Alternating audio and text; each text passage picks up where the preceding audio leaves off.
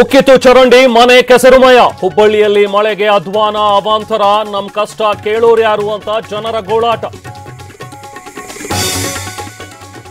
ಕಾರವಾರದಲ್ಲಿ ಮಳೆ ಕಂಟಕ ಜಿಲ್ಲಾಸ್ಪತ್ರೆಗೆ ನುಗ್ಗಿದ ನೀರು ರೋಗಿಗಳು ಕಂಗಾಲು ಕೆರೆಯಂತಾಯ್ತು ಕೆಎಸ್ಆರ್ಟಿಸಿ ಡಿಪೋ ರಾಯಚೂರಿನಲ್ಲೂ ಮನೆಗಳಿಗೆ ಜಲದಾಳಿ ನೀರು ಹೊರಹಾಕೋಕೆ ಜನರ ಹರಸಾಹಸ ಗದಗ ಧಾರವಾಡದಲ್ಲಿ ಹಳ್ಳಗಳು ಭರ್ತಿ ಮಳೆ ಭೀತಿ 4 ಜಿಲ್ಲೆಗಳಿಗೆ ಫಜೀತಿ ಕರಾವಳಿ ಜಿಲ್ಲೆಗಳಲ್ಲಿ ಶಾಲೆಗಳಿಗೆ ರಜೆ ಜಿಲ್ಲಾಧಿಕಾರಿಗಳಿಂದ ಆದೇಶ